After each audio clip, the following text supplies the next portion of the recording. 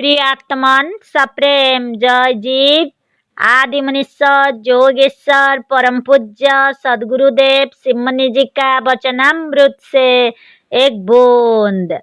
प्राण की अपूर्व महिमा। गताध्याय के लेख में हमने यह सिद्ध करने का प्रयत्न किया है कि रक्त भोजन से नहीं बनता, रक्त का बनाने वाला प्राण है। भोजन शरीर में केवल एक प्रकार की ऐसी गर्मी और बिजली उत्पन्न करता है जो शरीर यंत्र के चलने में कुछ सहायक होती है। हमने ऐसे अमुक मनुष्यों को देखा है कि उन्होंने महीना भर भोजन नहीं किया पर उनके शरीर में ताज़ा रक्त बनता रहा। इस समय मध्य प्रदेश की एक लड़की साल भर से अन्न फल या मांस कुछ नहीं खाती है, ना दूध पिया है, पर वह स्वस्थ है, खूब काम करती है और एक हृष्ट पुष्ट लड़की दिखती है।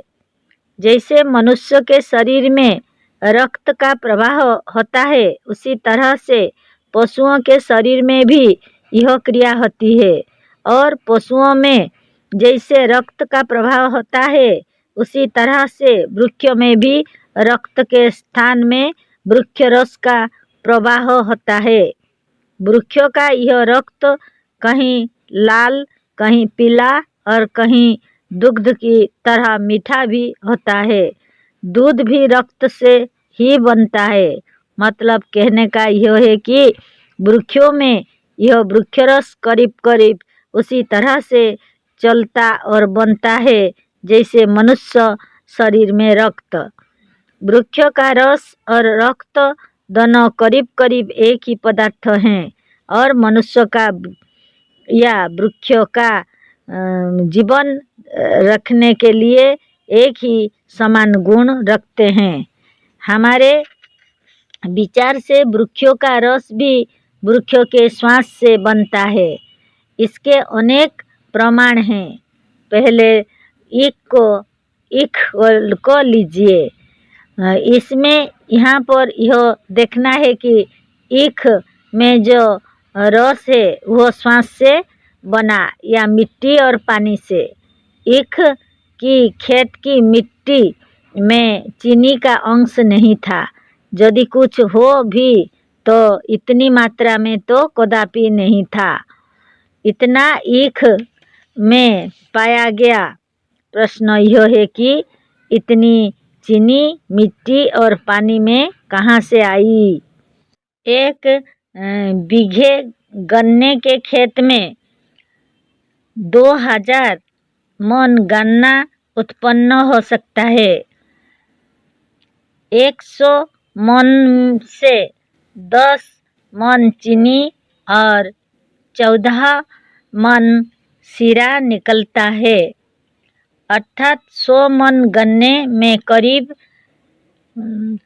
24 मन मिठाई निकलेगी। अतः एक बीघे खेत में यदि 2000 मन गन्ना हुआ तो 200 मन चीनी और 280 मन शीरा और दोनों मिलाकर एक साल के भीतर एक बीघे खेत में से करीब करीब 4080 मन मिठाई निकलेगी। वही ईख एक बार की बोई हुई 3 साल तक बराबर रह सकती है और 3 साल में वही खेत 4000 और 3 साल में वही खेत 450 मन चीनी और 480 मन शीरा दे सकता है। अर्थात एक बीघे खेत में करीब 1200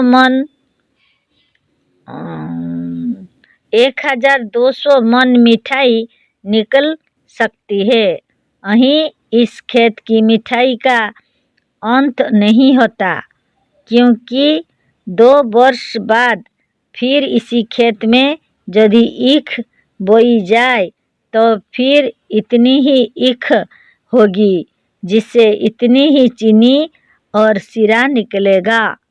मतलब इसका यह है कि कुछ वर्षों में एक खेत से कोई 1000 मन नहीं, कोई 1000 बोरे चीनी निकल आवेगी। यदि उतनी चीनी उस खेत में बिछा दी जाए तो 2-3 फीट ऊंची केवल चीनी खेत में बिछ सकती है।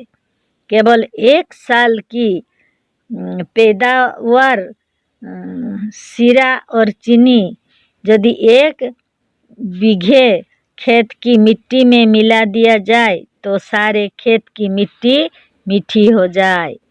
तात्पर्य यह है कि इतनी चीनी, इतनी मिठाई इस मिट्टी में से नहीं निकल सकती, जिसमें रत्ती भर भी मिठाई या चीनी पहले नहीं थी। हाँ, एक बात है, इस खेत के ऊपर का आकाश, या जो आकाश हमारे चारों तरफ व्यापक है, वह अनंत है। वह अनंत विश्व ब्रह्मांड के आकाश से मिला हुआ है। ईख भी इसी अनंत आकाश में श्वास लेती है। अतः ईख का प्राण भी इस विश्व ब्रह्मांड के अनंत आकाश से मिला हुआ है। अतः यह प्राण अनंत बल और शक्तियों से भरा हुआ है। प्राण का बल असीम और अपरिमित है। संसार में यह सर्वशक्तिमान, बलवान और महान है। यही आत्मा और परमात्मा है। इस प्राण की महिमा वाणी और लेखनी से परे है। जड़ मिट्टी में इतनी चीनी बनाने की शक्ति नहीं है। यह प्राण है जो संसार के अनंत और असंख्य ईख में अनंत और असंख्य मन मिठाई डाल चुका है और आगे भी डालता रहेगा। ऊपर का दृष्टांत यह समझने के लिए दिया गया है कि वृक्षों में रस को उत्पन्न करने वाला प्राण है, मिट्टी नहीं।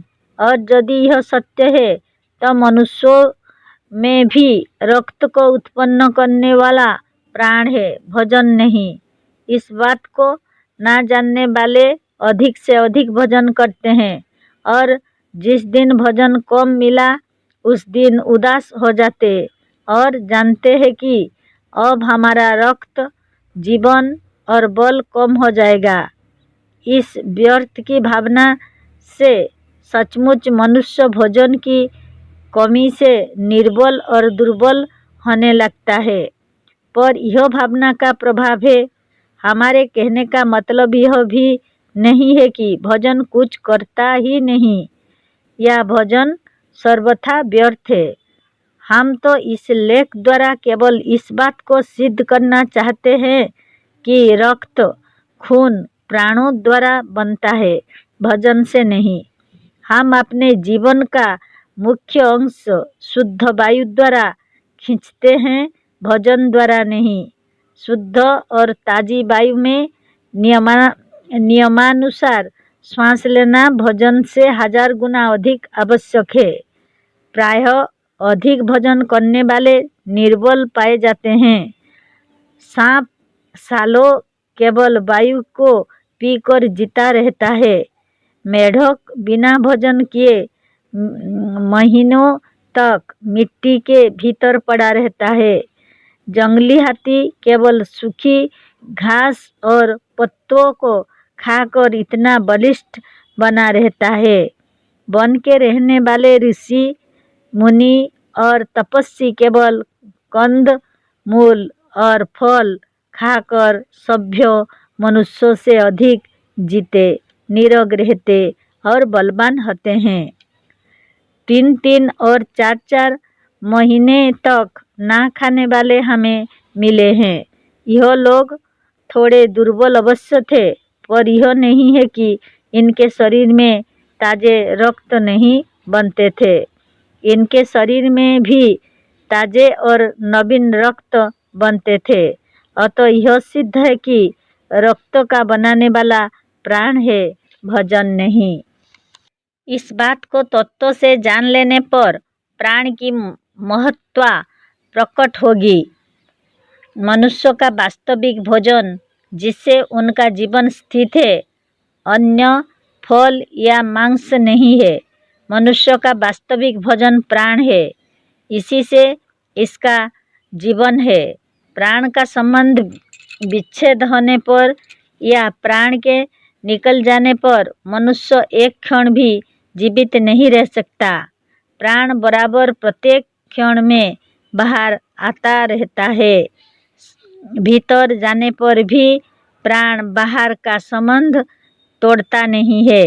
यह प्राण सारे शरीर का चक्कर लगाता हुआ ही उस अनंत विश्व आकाश से मिला है जो अखिल विश्व ब्रह्मांड में भरा हुआ है। जैसे हमारे सामने रखी हुई घड़ी टिक टिक कर रही है और घड़ी के तमाम यंत्र काम कर रहे हैं, इसी तरह सारा संसार, प्रत्येक मनुष्य, प्रत्येक पशु, प्रत्येक प्राणी, प्रत्येक वृक्ष, समुद्र, नदी, पहाड़ और यह भूमंडल स्वयं प्रत्येक क्षण में श्वास ले रहा है और यही प्राण है जिससे सारा विश्व नियमानुसार चल रहा है।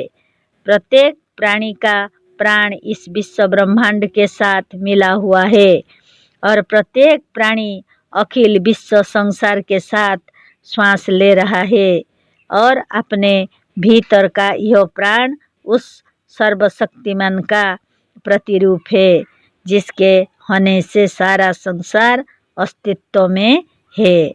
मनुष्य प्राण है और यह प्राण वही सर्वशक्तिमान ईश्वर है जिसकी लोग उपासना करते हैं। मनुष्य के इस श्वास या प्राण में अपार बल है, अतः प्राणायाम श्वास का साधन, प्राण उपासना भी एक ईश्वर उपासना है। अतः प्राण की इस अपार शक्ति को समझते हुए इसमें चित्त लगा दीजिए। प्राण अपान का आना जाना लगा हुआ है, यह बिना यत्न के स्वयं आता फिर बाहर निकल जाता है। बिना किसी छेड़छाड़ के आप इसी में चित्त लगा दीजिए, यही प्राण उपासना है। प्राण ही के साथ मन द्वारा आप भीतर आइए और प्राण ही के साथ मन द्वारा बाहर जाइए। प्राण को आते जाते केवल मन द्वारा देखते रहिए। प्राण को मन द्वारा देखते रहना प्राण उपासना है। प्राण के साथ मन को बांधने का यत्न करना प्राण धारणा है। प्राण में मन का लग जाना प्राण का ध्यान है और जब मन प्राणमय होकर सर्वदा एकाग्र हो जाता और प्राण तथा मन दोनों एक ही स्थल पर रुक जाते हैं, उस अवस्था को प्राण समाधि या समाधि कहते हैं। प्राण में जब मन लगाया जाता है तो वह धीरे धीरे गंभीर रूप से चलता है। जितना ही इसमें मन लगता है उतना ही शांति, सुख और आनंद बढ़ता जाता है। यदि शरीर में कोई रोग हो तो प्राणोपासना करते समय प्राण से कह दो, वह भीतर जाकर आपको निरोग कर देगा। किसी को दुख हो तो प्राण उपासना के समय इसी प्राण से कहिए। प्राण सर्वशक्तिमान है, वो सारा प्रबंध ठीक कर देगा। कोई भी विपत्ति हो सबको दूर करने वाला प्राण है।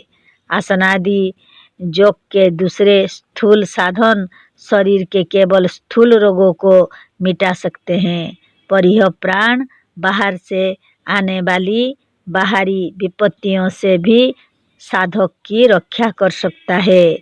हम ऊपर कह चुके हैं कि प्राण का संबंध बाहर भी अखिल विश्व ब्रह्मांड से है। अतः आने वाली विपत्तियों से बचने के लिए इस प्राण से ही कहिए। यह सबका सुनने वाला और सबका एक जीता जागता सहायक है। यह बहुत ही दयालु और शक्ति में ईश्वर के समान है। समान नहीं, स्वयं ईश्वर है।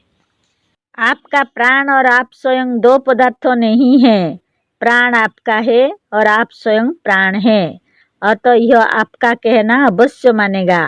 आप जो चाहते हैं इसी से कह दीजिए। यह मनुष्य को वांछित फल देने वाला है। यह क्षण क्षण में निकल कर बाहर जाता है और इस अनंत आकाश में आकर सर्वशक्तिमान से मिल जाता है। अतः प्राण उपासना के समय जिस चीज की इच्छा हो उसे प्राण से कह दीजिए। प्राण उस वस्तु को खींचकर आपके पास कर देगा। इससे बढ़कर कोई दूसरा मंत्र तंत्र नहीं है। प्राण उपासना से हम सारा कार्य चला सकते हैं, पर यह केवल इसीलिए नहीं है। यदि किसी वस्तु की आवश्यकता हो तो अवश्य कहिए, पर अंत में निष्काम होने पर भी आवश्यकता है। निष्काम प्राण उपासना आत्मबल और ब्रह्मज्ञान को बढ़ाएगी और जोगी को समाधि तक पहुंचा देगी। जय जीव।